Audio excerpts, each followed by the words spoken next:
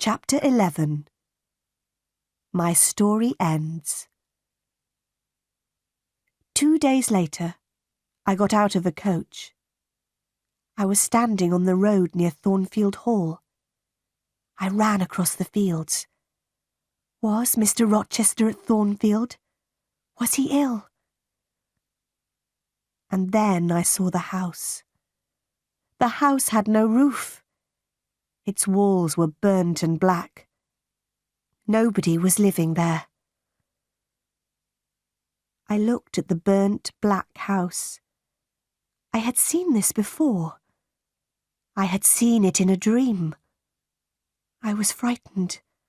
Where was Edward Rochester? I went to the village of Hay.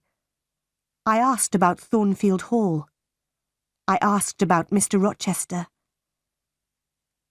3 months ago, there was a fire at Thornfield Hall, a man told me. The madwoman burnt the house. She was Mr. Rochester's wife. Was Mr. Rochester in the house? I asked. Yes, he was there, the man replied. He tried to save his wife's life. He went into the burning house. But the madwoman jumped from the roof. She died. Was Mr. Rochester hurt? I asked quickly. Yes, he was badly hurt, the man said. He is blind. He can't see. And he has only one hand. Where is he? I asked. Where is he? He is living at Ferndean. It is an old house, about 30 miles away, the man said. Do you have a carriage? I asked. I must go to Ferndean immediately. I got out of the carriage near Ferndean. I walked to the house. I knocked on the door. A servant opened it. I knew her. Oh, Miss Eyre, you have come, she said. Mr. Rochester has been calling your name. A bell rang in another room. That is Mr. Rochester's bell, the woman said.